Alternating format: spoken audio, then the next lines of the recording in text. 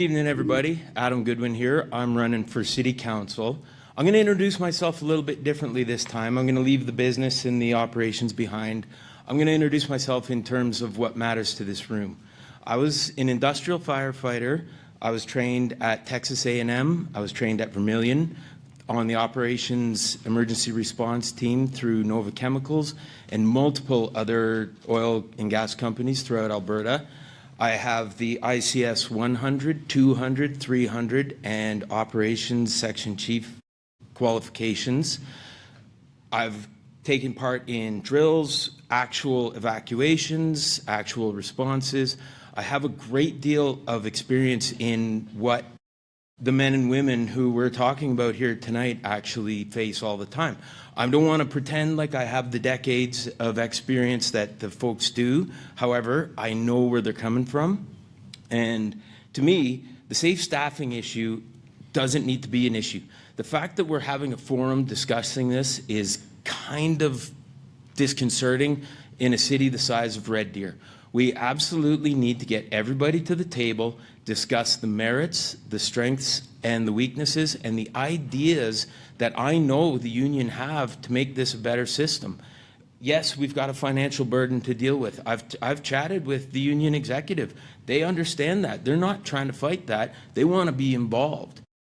Yes, we've got now putting people at risk. And this idea of dynamic staffing is the type of thing that people say, oh, it works. Well, it's the type of thing that it works until it doesn't work. And when it doesn't work, people get hurt and die. So I think that we as a city need to stand up and make sure that we protect the integrity of the safety systems that are in place. Thank you very much. And so our first question, which is probably our most important for the evening, is, are you committed to ending dynamic staffing, implementing safe staffing, and if you're elected, how will you make that happen? Hi again. Absolutely. I think dynamic staffing has to end. It's important to remember that when groups like NFPA produce regulations, they've done the math, they've done the numbers, and those regulations are written in blood. We have always had a saying about that in industrial and safety. These things don't come about because somebody thought it was a good idea. We have to remember that these evolved to a point where this was where people demanded safer responses, because back in the day when it was all just privatized systems, it was however they could make them save the money.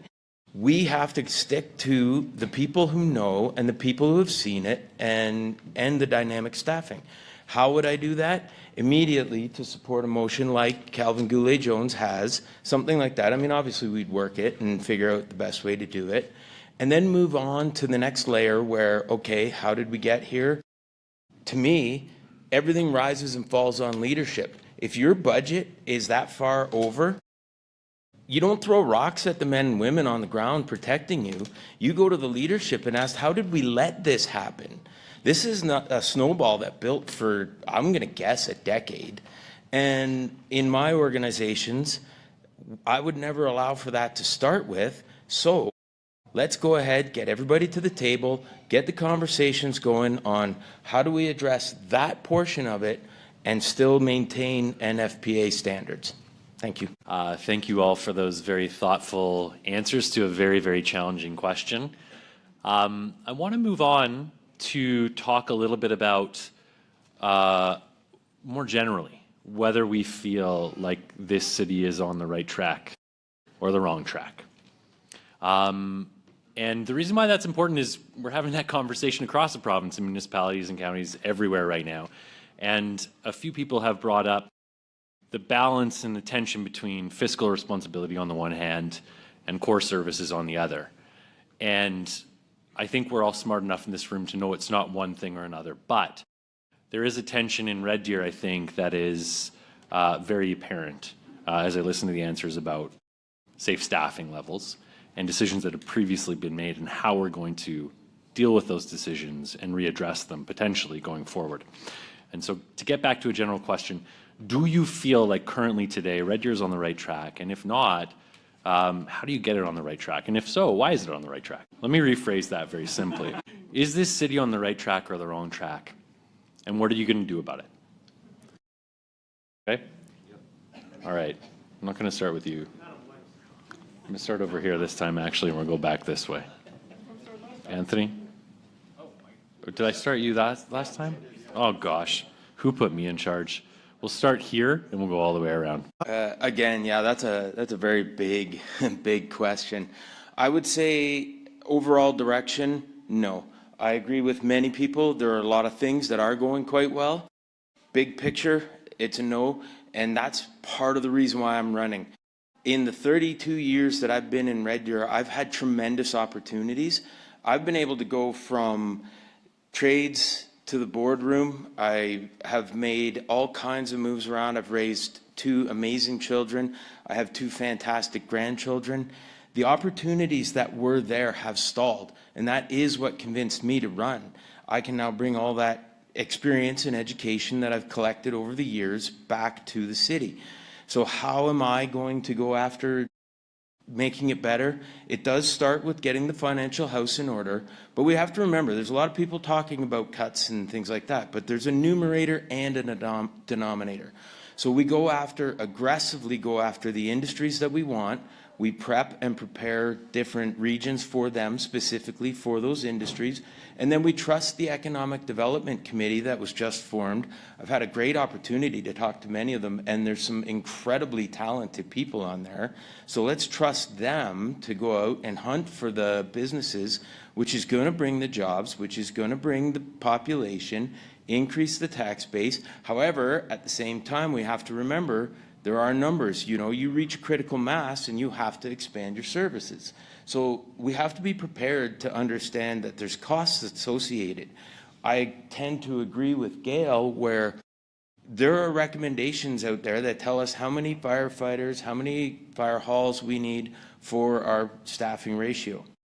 Let's go to that. Let's target it, but aggressively get industry to come in, and that's how we pay for it.